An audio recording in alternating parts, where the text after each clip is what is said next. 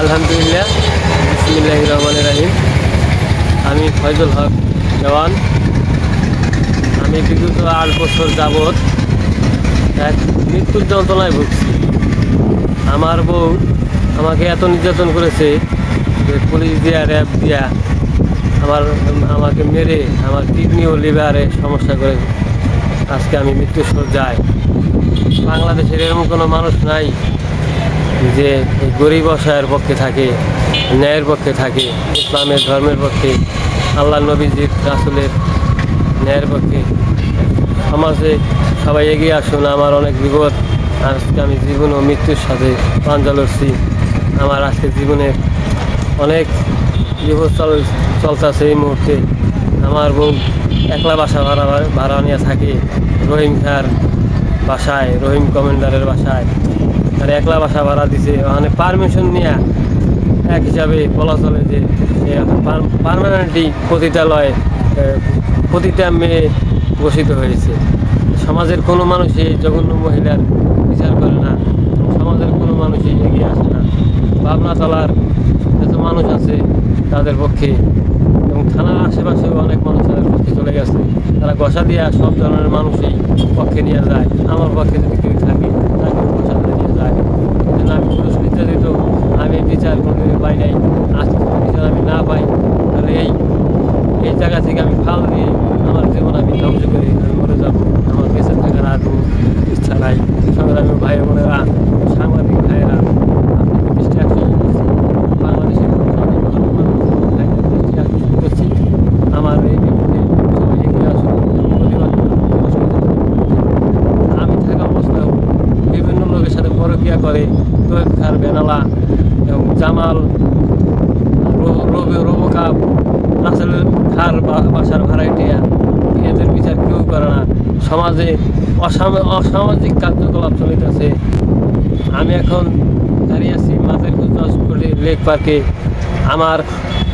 আমার জীবনটা ধ্বংস করে দিল আমার বউ, এবং আমার মেয়েকেও নষ্ট করে ফেলাইছে। আমার মেয়েকেও আমি দেখতে পারি না। মেয়েকে অন্য পুরুষের কাছে নিয়ে যে বাপ বলে যেই তোর বাপ, এমনি শিখে নষ্ট করে দিছে। বাংলাদেশে আইন এই মহিলার বিচার করে না। এই মহিলা থানায় কাজ করে বিভিন্ন দারোগার বাসায়, সুতার থানায় তাদেরকে পক্ষে নিয়ে গেছে। এই জন্য আমি কোথাও বিচার পাই না। এবং সমাজে কিছু লোক আছে থানায় মজুদারি, আশেপাশের এলাকার, তারা আজকে এর পক্ষে না থেকে খারাপ মহিলার আজকে আমার এই বিপদে সবাই এগিয়ে আসুন। প্রত্যেকের অবস্থা আল্লাহর ও দিনের রাসূলের নবীজির বাণী উচ্চারণ করুন। এই ন্যায় পরায়ণ এই খারাপ মহিলা বরদাস্ত করুন, এই খারাপ মহিলার বিচার করুন। আজকে আমি পৃথিবীর বেঁচে থেকেও আজকে আমার মেয়েকে আমি ডাকতে পারি না, আমার মেয়েকে আমি মেয়ে বলে ডাকতে পারি না।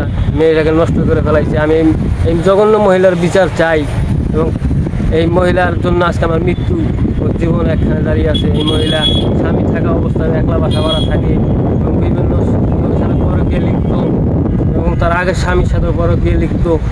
রবেলের সাথে, জামালের সাথে, অর্থ এলাকা শিবরা গান্ধী ও থানার পাশে এরা ভ্যান নিয়ে বিভিন্ন খারাপ মহিলাদেরকে নিয়ে ব্যবসা করে। এদের প্রতিবাদ কেউ করে না, কারণ এদের পিছনে বড় বড় গডফাদার আছে। এই গডফাদারকে ধরার জন্য আমি সমস্ত শিবচরের জনগণ এবং সারা বাংলাদেশের জনগণ, ধর্মপ্রাণ মুসলমান ভাইয়েরা এগিয়ে আসুন, প্রতিবাদ করুন। এই লোকটা সমাজটাকে ধ্বংস করে ফেলাইছে। আজকে সমাজ কোথায় গেছে? আমার বউ পরকীয়া করে। আমি দেশে আইন এত ভয়াবহ, এত নির্মম যে পুরুষ লোকের কোনো নির্যাতনের কোনো বিচার নাই।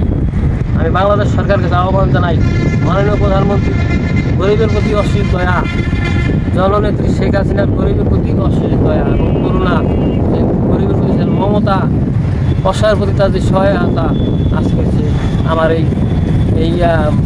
এই মরণের জীবন হাত থেকে আমাকে সে মাননীয় প্রধানমন্ত্রী যেন বাঁচায়, আমি তার দৃষ্টি আকর্ষণ করছি। এবং সারা বাংলাদেশের মানুষ, আমার মেয়েকে আমি ফেরত চাচ্ছি।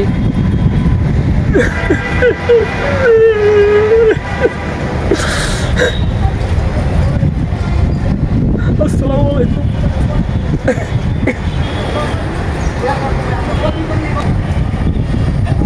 আমি আমার নাম্বার বলছি 0177107590।